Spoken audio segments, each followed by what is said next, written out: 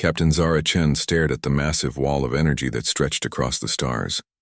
It was like looking at a giant bubble made of light that covered everything in front of them. Inside that bubble lived thousands of alien races, all part of something called the Galactic Council. Outside the bubble, her ship floated alone in the darkness. "That's it, Captain," said her science officer, Lieutenant Park. "The threshold barrier. No one gets through without permission from the Council." Zara nodded. Earth had been trying to contact the galactic community for 50 years. Finally, they had built a ship fast enough to reach this place. The journey had taken 2 years, but they had made it. "Look at all those ships," whispered her communications officer, pointing at the viewing screen. Hundreds of alien vessels waited in neat lines outside the barrier. Some looked like metal flowers with spinning petals. Others were long and thin like space snakes. A few glowed with their own light, pulsing like giant hearts. "How long have they been waiting?" Zara asked. Lieutenant Park checked his readings. Some of these energy signatures looked decades old. Maybe centuries. Zara felt her stomach drop. Centuries? How could anyone wait that long just to enter galactic space? "Captain, we're getting a signal," the communications officer announced. "It's some kind of automated message." A hologram appeared in front of them. Strange symbols moved across the air, then changed into English words. "Welcome to Galactic Council space. Please state your species, homeworld, and purpose for entry. You will be assigned a waiting position while your application is processed. Average processing time is 47 standard years." 47 years? Park gasped. Before Zara could respond, something strange happened. The barrier in front of them began to glow brighter. A tunnel of light opened up, creating a clear path through the energy wall. Captain," the pilot said nervously. "The barrier just opened for us." Zara stared. All around them, alien ships sat in their waiting lines, but somehow a door had appeared just for them. "Maybe it's a mistake," Park suggested. "Or maybe they're expecting us," Zara replied. "Take us through, pilot, slowly." The ship moved forward into the tunnel of light. Zara watched the barrier pass over them like water. She could feel her skin tingling from the energy. Then they were through, inside galactic space. The view took her breath away. Stars everywhere, but not empty space between them. Instead, there were space stations the size of moons, planet-sized ships and structures that defied description. Lights moved between them like glowing rivers. "Captain," the communications officer said urgently, "we're being contacted. It's a priority signal from something called the Arbitration Council. Put it through." The air shimmered and a figure appeared before them. It looked like a person made of crystal, with light flowing through its transparent body. When it spoke, its voice sounded like wind chimes in a storm. "I am Arbiter Velneth of the Galactic Council. Explain your presence here immediately." "I'm Captain Zara Chen of the Earth Vessel Determination," she replied, trying to sound confident. "We're here to make first contact with the galactic community." The crystal being's light flickered with what might have been anger. "That does not explain how you passed through the threshold barrier without authorization. No species enters Council space without completing the protocol." "What protocol?" Zara asked honestly. "The assessment of your species' technological level, cultural development, and threat potential.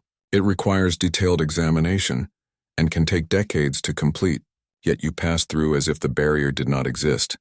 Zara looked at her crew. They all seemed as confused as she felt.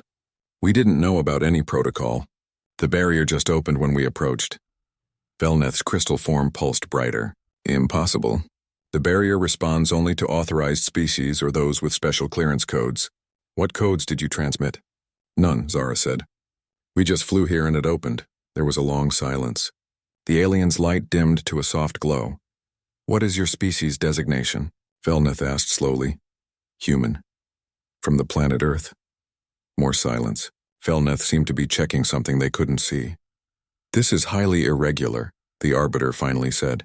"According to our records, species designation human has unrestricted entry privileges to all Council space." "What does that mean?" Zara asked. "It means you can go anywhere in galactic space without asking permission. You can enter any system, visit any world, access any facility. No other species has such privileges." Zara felt her crew's eyes on her. This was not what they had expected. "Why?" she asked. "Why do humans have these privileges?" Velneth's light flickered uncertainly. "I do not know. The authorization is ancient, older than my lifetime. It carries the highest security clearances, signed by every major civilization in the Council, but there is no explanation for why it was granted. How old? Park asked. The timestamp suggests it was created before the formation of the current Galactic Council, perhaps millions of years ago. That's impossible, Zara said. Humans have only had space travel for a few hundred years. We've never been to galactic space before. Yet here you are, Velneth replied, and the barrier recognizes you as authorized. This creates a significant problem. What kind of problem? Other species are questioning why humans receive special treatment they do not. Some are suggesting the authorization is a mistake or fraud. Others believe humans pose a hidden threat that requires investigation. Through the viewing screen, Zara could see alien ships approaching. They didn't look friendly. Are we in danger? She asked. Not immediately, Velneth replied. The authorization protects you from hostile action within Council space. But there will be questions. Many questions. We're willing to answer them, Zara said. We came here in peace. We want to join the galactic community, not cause problems. That may not be possible until we understand why your species was granted these privileges. I am ordering an investigation into the authorization's origins. Until then, you are free to travel within Council space, but I strongly advise caution. The hologram began to fade. Wait, Zara called out. Where should we go? Who can help us understand this? Seek out Dr. Thexian on Research Station Alpha 9. If anyone knows the history behind this authorization, it would be the keeper of records. But be warned, some knowledge comes with a price. The hologram vanished, leaving Zara and her crew alone with more questions than answers. Captain, the pilot said quietly, what are your orders? Zara looked at the vast expanse of galactic space before them. Somewhere out there were answers about why humans had privileges they never knew they possessed. But she had a feeling that learning the truth might change everything about how humanity saw itself. Set course for Research Station Alpha 9, she ordered. We're going to find out why humans are special, even if we don't want to be. As the ship moved deeper into galactic space, alien vessels followed at a distance. Some were curious, others suspicious, but all wanted to know the same thing. What made humans so important that the galaxy itself had given them a free pass? Zara didn't know it yet, but the answer would shake the foundations of everything the galaxy believed about itself. Research Station Alpha 9 looked like a giant spider web made of metal and glass. It floated in space between three dying stars, their red light making everything look like it was covered in blood. Zara's ship approached slowly, following the navigation signals that guided them to a docking port. That's a big station, Lieutenant Park observed, studying his readings. It's almost the size of a small moon. What do they research here? Zara asked. According to the information we received, it's a xenohistory facility. They study the past of different alien species, Park replied. Zara felt nervous as they docked. The station was old, much older than anything humans had built. The metal looked worn and the lights flickered like tired eyes. A delegation waited for them at the docking bay. The leader was unlike anything Zara had ever seen. It looked like a giant spider, but instead of fur, its body was covered in smooth black plates. It had 8 legs and multiple eyes that glowed with soft blue light. When it moved, it made clicking sounds like typewriter keys. Welcome, humans, the creature said in perfect English. I am Dr. Thexian, chief xenohistorian of this facility. Arbiter Velneth informed me of your situation. Thank you for seeing us, Zara replied, trying not to stare at the alien's unusual appearance. Your case is most interesting, Dr. Thexian said, beginning to walk on its 8 legs. Follow me. We have much to discuss. They moved through corridors filled with floating displays showing the history of dozens of species. Zara saw the rise and fall of civilizations, wars that lasted thousands of years and technologies that seemed like magic. How long have you been studying galactic history? Zara asked. I have lived for over 3,000 of your years, Dr. Thexian replied. My species has long lifespans, which makes us excellent record keepers. We remember things that others forget. They entered a vast chamber filled with holographic displays. Information floated through the air like glowing clouds. Dr. Thexian moved to a control panel and began manipulating the displays with its many legs. I have been researching your authorization since Velneth contacted me, the alien said. What I found is disturbing. Disturbing how? Zara asked. The authorization dates back to something we call the First Darkness. It was a time of great terror for all galactic civilizations. Images appeared in the air around them, Zara saw massive battles in space, planets burning, and strange dark shapes moving between the stars. What happened? Park asked. An invasion, Dr. Thexian explained, but not by any normal species. The invaders came from outside our reality itself. We called them the Void Collective. The images showed creatures that hurt to look at. They seemed to exist and not exist at the same time, like shadows that cast light instead of darkness. They consumed everything, Dr. Thexian continued. Not just matter and energy, but order itself. Wherever they went, chaos followed. Laws of physics stopped working. Time moved backwards. Life became death. How did the galaxy fight them? Zara asked. Every species tried. The Velthari had weapons that could destroy stars. The Morketh had shields that could protect entire solar systems. The Zephyr could move faster than light itself. All of it was useless. The holographic displays showed fleet after fleet being destroyed, entire civilizations disappearing in moments. The Void Collective existed in what you might call quantum superposition. They were everywhere and nowhere until someone observed them. But the moment any organized force tried to fight them, they would collapse into reality in the most devastating way possible. So how were they stopped? Zara asked, though she was beginning to suspect the answer. By a species that had just learned to travel between stars, a primitive race from a small world on the edge of galactic space. They called themselves humans. Zara felt her blood turn cold. But that's impossible. Humans haven't been in space long enough. According to every record I can find, ancient humans were here during the First Darkness. They appeared just when the galaxy needed them most. New images filled the air. Zara saw human ships, but they looked different from anything Earth had ever built. They were rough and makeshift, like they had been thrown together quickly. What made humans different? Park asked. Dr. Thexian's multiple eyes focused on them. Chaos. Pure, wonderful chaos. I don't understand. Every other species fought the Void Collective with organization, strategy, and logic. They made plans and followed orders. They used their best military minds and most advanced tactics. The Void entities could predict all of this because organized thought creates patterns. And humans? Humans charged into battle with no plan at all. They made decisions based on emotion instead of logic. They would attack when they should retreat when they should attack, and sometimes do things that made no sense to anyone, including themselves. The displays showed human forces doing exactly what Dr. Thexian described, ships flying in random patterns, attacks that seemed pointless, strategies that changed from moment to moment. This unpredictability created quantum uncertainty.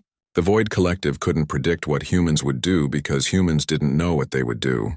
This collapsed the entity's superposition and made them vulnerable to conventional attack. So humans saved the galaxy? According to the records, yes. But here is where the story becomes strange. Dr. Thexian manipulated the controls and the images changed. Now they showed something that made no sense. After the victory, the humans simply vanished. Not just their ships or their technology. Every trace of them disappeared from the galaxy as if they had never existed. What do you mean? I mean they were erased from history itself. The only proof they ever existed is your authorization code and a few fragments of records that somehow survived. Even their homeworld shows no signs of advanced civilization from that time period. Zara stared at the displays. Are you saying the humans who saved the galaxy were erased? That is exactly what I am saying. Somehow the act of saving the galaxy cost them their very existence. They were written out of history itself. But we're here now, Park pointed out. Yes, Dr. Thexian agreed. Modern humans. But you have no memory of your ancient heroism. Your civilization developed naturally from primitive beginnings as if the First Darkness never happened. Then how do you explain our authorization? The other species of the galaxy remembered even if humans forgot. In their gratitude, they created an authorization that exists outside normal time and space. It cannot be changed or revoked because it was encoded with technology that transcends reality itself. Zara felt overwhelmed. So we're here because of something humans did that we don't remember? A debt the galaxy owes to heroes who no longer exist to collect it. Dr. Thexian's eyes dimmed slightly. But I fear there is more to this story. My research has uncovered disturbing patterns. Energy readings at the edge of galactic space that match old records from the First Darkness. What are you saying? I believe the Void Collective may be returning. And if they are, the galaxy will once again need the one thing that can stop them. What's that? Human chaos. The question is whether modern humans still possess the unpredictability that saved everyone before. or if you have become too civilized to be the galaxy's salvation. Zara looked at her crew, then back at Dr. Thexian. Where can we learn more about this threat? There is a facility at the edge of galactic space, a research station studying temporal anomalies. If anyone knows the full truth about what happened during the First Darkness, it would be the scientists there. What's the station called? Prometheus Base. But I must warn you, it is in restricted space and the researchers there are investigating things that may be better left unknown. Zara made her decision. We need to know the truth. All of it. As they prepared to leave the research station, Dr. Thexian gave them one final warning. Captain Chen, if the Void Collective truly is returning, the galaxy will look to humanity for salvation. But remember, the last humans who fought them paid the ultimate price. They gave up their very existence to save everyone else. Are you prepared to make that same sacrifice? Zara didn't answer, but as their ship headed toward Prometheus Base, she wondered if humanity would once again be called upon to save a galaxy that had forgotten their previous heroism. The archive worlds hung in space like 3 giant metal planets, each one covered in towers that reached up toward the stars. These weren't natural worlds, but artificial constructs built entirely to store information. Every piece of knowledge the galaxy had ever collected was kept here. Look at the size of those data towers, Lieutenant Park said in amazement. Each one must be hundreds of kilometers tall. Captain Zara Chen studied the massive structures through her ship's viewing screen. How much information can they store? According to our scans, Park replied, enough to record the entire history of every species in the galaxy, multiple times over. Their ship approached the central archive world, following guidance signals that led them to a docking station that looked like a small city. As they landed, Zara noticed that very few other ships were present. Not many visitors, she observed. The archives are restricted to researchers and those with special authorization, her communications officer explained. Most people aren't allowed here. A figure waited for them at the docking bay. It wasn't biological like the other aliens they had met. Instead, it appeared to be made of flowing metal that constantly shifted and changed shape. Its voice came from speakers located throughout the station. Welcome, humans. I am Keeper Morden, Guardian of the Archives. Your search for information about the First Darkness has been noted. Thank you for seeing us, Zara replied. We're trying to understand what happened during that time. Understanding requires context, Morden said as it began moving deeper into the station. Follow me to the deep archives. The information you seek is classified at the highest levels. They traveled through corridors lined with data cores that hummed with activity. Zara could see information flowing through transparent tubes like liquid light. How long have you been keeping records? She asked. I am not a single entity, Morden explained. I am a collective consciousness made up of millions of artificial intelligences. We have existed for over 4 million years, preserving knowledge that would otherwise be lost. They entered a vast chamber where data flowed through the air in streams of pure light. Morden extended part of itself into the data flow and images began appearing around them. The First Darkness, Morden began, was not just a war. It was a battle for the very nature of reality itself. The images showed the Void Collective in more detail than Zara had seen before. They moved like living nightmares, things that existed in the spaces between thoughts. The entities of the Void Collective were creatures of pure entropy, Morden continued. They did not simply destroy matter and energy.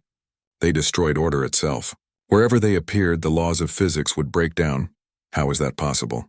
Park asked. They existed in quantum superposition, simultaneously real and unreal until observed. Most species' attempts to fight them only made them stronger because organized military tactics created predictable patterns that the entities could anticipate and counter. New images showed massive galactic fleets being defeated. Zara watched as organized formations of alien ships were consumed by chaotic darkness. Every species tried the same approach, Morden explained. Logical strategies, advanced planning, coordinated attacks. The result was always the same, defeat. Until humans arrived, Zara said. Yes. But the humans of that era were unlike any species the galaxy had encountered before. The display changed to show human forces from the First Darkness. Zara was shocked by what she saw. These weren't the organized fleets she expected. Instead, she saw ships flying in random patterns, attacks that seemed to have no strategy, and tactics that changed constantly. Human military doctrine during the First Darkness was based entirely on unpredictability. Morden continued. They would charge directly into impossible situations, make decisions based on emotion rather than logic, and adapt their strategies in real time with no apparent pattern. That sounds like chaos. Not military strategy, Park observed. Exactly, and that chaos was their greatest weapon. Human forces would often sacrifice themselves in ways that appeared pointless, only to create unexpected opportunities for victory. The images showed human ships deliberately flying into enemy formations, apparently doomed attacks that somehow created openings for other forces to exploit. But how did chaos defeat the Void Collective? The entities existed in superposition because they could predict the behavior of organized forces. But humans were genuinely unpredictable. They didn't know what they were going to do until they did it. This created quantum uncertainty that the Void entities couldn't process. Morden showed them a tactical analysis that hurt Zara's head to look at. It was like trying to understand a language made of pure confusion. When faced with true randomness, the Void Collective's superposition would collapse, forcing them into single reality states where they could be destroyed by conventional weapons. So human unpredictability saved the galaxy? Yes, but at a cost that was not understood until much later. The images changed again, showing something that made Zara's blood run cold. She saw human forces simply vanishing, not destroyed but erased as if they had never existed. What happened to them? They discovered that their greatest weapon against entropy came with a terrible price. Each time humans used their chaotic nature to collapse the Void entity's superposition, it created temporal paradoxes. What kind of paradoxes? The act of defeating entities that existed outside normal time created loops in causality. To maintain the victory, the humans who achieved it had to be removed from the timeline entirely. Zara stared at the displays in horror. They were erased from history? Not just history. From existence itself. Every human who participated in the final victory against the Void Collective was written out of reality. Their past, their future, their very essence was removed to maintain the timeline that saved the galaxy. But some humans survived, obviously, or we wouldn't be here. The humans you see today are what we call a reset population. After the erasure of the warrior humans, your species developed naturally from its primitive state, with no memory of the previous civilization that saved everyone. Park looked sick. So the humans who saved the galaxy paid for it with their existence? Every single one. Millions of brave souls chose to sacrifice not just their lives but their very reality, to protect species they had never met. Why don't we remember any of this? Because they were removed from your timeline completely. There is no trace of them in human history because, from your perspective, they never existed. Morden paused, its metallic form shifting nervously. But there is something else, something the other species discovered only after the humans were gone. What? The Void Collective was not truly destroyed. They were banished to the spaces between realities, waiting for an opportunity to return. Zara felt a chill run down her spine. Are you saying they're coming back? Our long-range sensors have detected energy signatures at the edge of galactic space that match records from the First Darkness. The barriers between realities are weakening. What does that mean for the galaxy? It means the threat that required human sacrifice to defeat is returning. And this time, humanity has no memory of how to fight it. Images filled the air showing current human military doctrine. Organized formations, logical strategies, predictable tactics, everything that had failed before. Modern humans have become civilized, Morden observed. You have military academies, strategic planning, and organized command structures. The very chaos that made your ancestors effective has been systematically removed from your species. So we can't fight them? Not in your current state. The humans who saved the galaxy were warriors who embraced chaos and unpredictability. Modern humans have been taught to suppress those traits in favor of order and logic. Zara looked at her crew, seeing her own fear reflected in their faces. Is there any way to restore what we've lost? That depends on whether humanity is willing to abandon everything your civilization has built in favor of the chaos that once saved everyone. Morden's form shifted again. Taking on a more solid appearance, there is one place where you might find answers. At the edge of galactic space, there is a research facility studying temporal mechanics. Professor Caney and his team have been investigating the paradoxes created during the First Darkness. What might they know? The truth about what really happened to your ancestors. and perhaps a way to prepare for what is coming. As Zara's crew prepared to leave the archive worlds, Morden gave them one final piece of information. Captain Chen, the authorization that grants humans free access to galactic space, was created by species who remembered what yours forgot. It exists outside normal time specifically, so that when this day came, humanity would be in position to save the galaxy again. And if we can't, then the Void Collective will finish what they started millions of years ago, and this time there may be no one left to stop them. Prometheus Base sat alone at the very edge of galactic space, surrounded by the twisted remains of dead stars. It looked like someone had taken a normal space station and stretched it through dimensions that shouldn't exist. Parts of it seemed to flicker in and out of reality. That doesn't look safe, Lieutenant Park observed as their ship approached the station. The energy readings are off the charts, added the science officer. Whatever they're doing here is bending space-time around the entire facility. Captain Zara Chen studied the station through the viewing screen. How long has this place been operating? According to the records Dr. Thexian gave us, about 50 years. It was built to study temporal anomalies left over from the First Darkness. As they docked, Zara noticed that several other ships were present, but they all looked damaged. Scorch marks, twisted metal, and hull breaches suggested these vessels had seen combat recently. A lone figure met them at the docking bay. He was human, which surprised Zara. She had expected another alien researcher. The man looked exhausted, with gray hair and eyes that seemed to have seen too much. Captain Chen, I presume, he said in a voice that sounded like it carried the weight of years. I'm Professor King. I've been expecting you. How did you know we were coming? Because I've seen this conversation before. Multiple times, actually. Temporal research has some interesting side effects.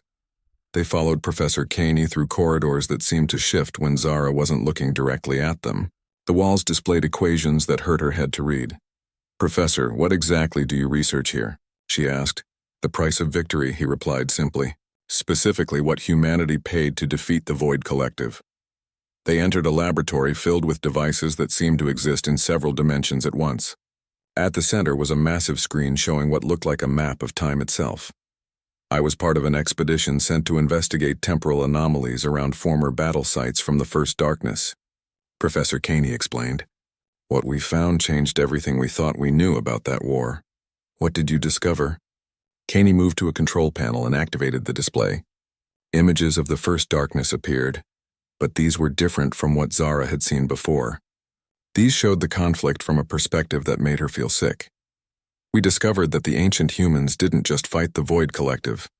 They weaponized the fundamental force that makes humans unique, which is chaos, pure, unpredictable chaos, but not the kind you might think. The display showed human forces during the final battles of the First Darkness, but now Zara could see something that hadn't been visible in the other records. The humans weren't just acting randomly, they were deliberately creating paradoxes. The ancient humans discovered that their unpredictability wasn't just a tactical advantage, it was a weapon that could damage the fabric of reality itself. How is that possible?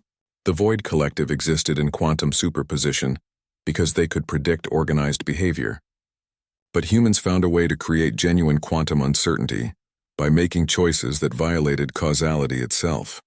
Professor Caney manipulated the controls, and the display zoomed in on a specific battle. Watch this engagement carefully. You'll see human forces making decisions that appear to be based on knowledge they couldn't possibly have. Zara watched as human ships moved to intercept enemy forces before those forces had even appeared. They attacked empty space that suddenly filled with void entities, as if the humans had known exactly where and when the enemy would materialize. They're fighting based on future knowledge, Park observed. Exactly. The ancient humans created temporal loops where information from the future influenced decisions in the past. This created paradoxes that the Void Collective couldn't process. But how did they get future knowledge? Professor Caney's expression became grim. By sending volunteers back in time. Over and over again. The display changed to show something that made Zara's stomach turn. She saw the same battles happening multiple times, with slight variations each time. Every time the humans faced a situation they couldn't win, they would send someone back in time to provide the information needed for victory. But each loop created more paradoxes. What kind of paradoxes? The people sent back in time would arrive with knowledge that couldn't exist in that timeline. Their presence created contradictions in causality that grew stronger with each loop. The display showed the temporal stress building up around human forces like cracks in glass.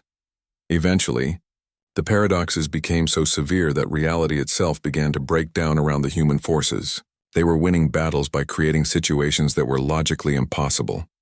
And the Void Collective couldn't handle that? Entities that exist in superposition require logical consistency to maintain their quantum states. When faced with genuine impossibilities, their superposition collapsed completely, making them vulnerable to conventional attack. Professor Caney paused the display at a moment that showed the final victory over the Void Collective. But the price was horrific. Each paradox created temporal debt that had to be paid. What kind of debt? The kind that can only be paid with existence itself. To resolve the contradictions they had created, the humans who participated in the time loops had to be removed from the timeline entirely. The display showed human forces simply vanishing, not destroyed but erased from reality. Every person who was sent back in time, every person who acted on information from the future, every person who participated in creating the paradoxes, all of them had to be written out of history to restore temporal stability. Zara felt sick. They knew this would happen. The final transmissions we've recovered suggest they did. The last human commanders understood that victory would require the complete erasure of everyone who fought for it. And they chose to sacrifice themselves anyway, to save species they had never met, on worlds they had never seen. Millions of humans chose to give up not just their lives, but their very existence, to protect a galaxy that would never remember their sacrifice. Professor Caney moved to another control panel, and new displays activated. But here's the truly horrifying part. The Void Collective wasn't destroyed. The temporal paradoxes didn't eliminate them. They banished them to the spaces between timelines. What does that mean? It means they're still out there, waiting for the barriers between realities to weaken enough for them to return. The new displays showed energy readings from the edge of galactic space. The patterns were unmistakable. They're coming back, aren't they? Zara asked. Our sensors detected the first scout entities 3 days ago. The main force will arrive within weeks. What can we do? Professor Caney looked at her with eyes full of sorrow. That depends on whether modern humanity is willing to make the same sacrifice their ancestors did. You mean create more temporal paradoxes? The weapons that defeated the Void Collective once could work again. But they require humans who are willing to embrace chaos, to make decisions that violate logic, and ultimately to sacrifice their existence for the greater good. And modern humans have been trained out of the very traits that make them effective against this threat. Your species has spent centuries learning to be organized, logical, and predictable, everything that ensures failure against the Void Collective. Professor Caney activated one final display, showing the current state of human military forces. Look at your own crew, Captain. You follow protocols, make logical decisions, and rely on organized command structures. Exactly the opposite of what's needed. Zara looked at her crew and realized he was right. They were all trained officers who followed procedures and made rational choices. Is there any hope? Perhaps. But it would require humanity to abandon everything your civilization has built in favor of the chaos that once saved everyone. What do you mean? The ancient humans who defeated the Void Collective weren't soldiers following orders. They were individuals who made their own choices, often irrational ones, based on emotion rather than logic. Professor Caney paused, studying Zara's face. The question is whether you're willing to bet the galaxy's survival on humanity's ability to be chaotic when it matters most. Before Zara could respond, alarms began sounding throughout the station. What's happening? Professor Caney checked his instruments and his face went pale. The Void Collective's main force just arrived at the edge of galactic space. The invasion has begun. Through the station's viewing ports, they could see distant flashes of light as the galactic fleet engaged the returning enemy. How long do we have? Zara asked. Based on what happened last time? Days, maybe hours. Then we need to get back to human space immediately.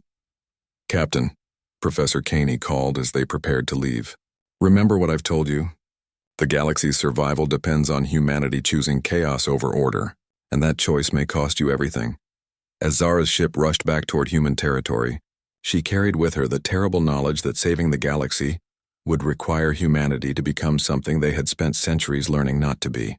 The emergency signal reached every human ship, station, and colony at the same time. Captain Zara Chen's voice crackled through communication systems across human space, carrying a message that would change everything. "This is Captain Chen of the Earth Vessel Determination. I'm sending this message to every human who can hear it. The galaxy is under attack by an enemy that can only be defeated by us. But not the way you might think." Zara paused, knowing how crazy her next words would sound. "I need every human who wants to help to ignore all military protocols, forget your training, and do whatever feels right to you. Don't wait for orders. Don't follow plans. Just act on instinct and emotion. The enemy can't predict chaos, but they can counter organization." Across human space, people stopped what they were doing to listen. I know this sounds insane, but the survival of billions of lives depends on humans doing what we do best, being unpredictable. The response was immediate and overwhelming. Within hours, thousands of human ships began converging on the battle zone at the edge of galactic space, but they weren't following any organized plan. Admiral Rodriguez of the Earth Defense Fleet tried to establish command and control. "All vessels form up in attack formation and await targeting coordinates." "Negative, Admiral," came a response from a cargo hauler named Lucky Strike. "I'm going in now. These things hurt my friends." The cargo ship, loaded with mining explosives, accelerated directly toward the Void Collective's main force. "Lucky Strike, return to formation immediately," Rodriguez ordered. "Can't hear you, Admiral." "Having radio problems," the hauler's captain replied, though his transmission was perfectly clear. More ships broke from formation. A passenger liner filled with civilians decided to ram an enemy vessel. A group of pirates attacked what they thought looked like the biggest threat. 3 mining ships tried to herd void entities like space cattle. "This is chaos," Rodriguez complained to his staff. "That's exactly what we need." Zara's voice cut in on the command channel. "Admiral, order your fleet to engage independently. No coordination, no strategy. Just let every captain decide for themselves what to do." "That's insane, Captain Chen. Look at your tactical display, Admiral. How are the organized galactic fleets doing?" Rodriguez checked his screens and felt his heart sink. The combined fleets of dozens of advanced alien civilizations were being systematically destroyed. Their coordinated attacks, brilliant strategies, and superior technology were all useless against the Void Collective. But in the areas where chaotic human forces engaged the enemy, something different was happening. The Void entities seemed confused, unable to maintain their quantum superposition when faced with genuinely unpredictable opponents. "All human vessels," Rodriguez announced reluctantly, "you are free to engage at your own discretion. No formation, no coordination, no unified strategy. Just do whatever you think is best." The results were beautiful chaos. A school ship full of academy cadets decided to broadcast human music at maximum volume while flying in patterns that matched the beat. The void entities in their area became disoriented and vulnerable. A merchant vessel began trading with enemy forces, offering to sell them ship repairs in the middle of combat. The confusion this created allowed nearby vessels to attack the stunned void entities.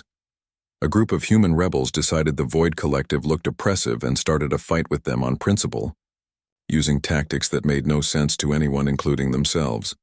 Captain Martinez of the fighter squadron. Red Devils abandoned all flight training and began flying like he was trying to impress a date, rather than fight a war. His wingmen followed suit, creating aerial displays that were simultaneously gorgeous and deadly. "What are they doing?" asked Lieutenant Park, watching the tactical display from Zara's ship. "Being human," Zara replied with satisfaction. The effect on the Void Collective was immediate and devastating.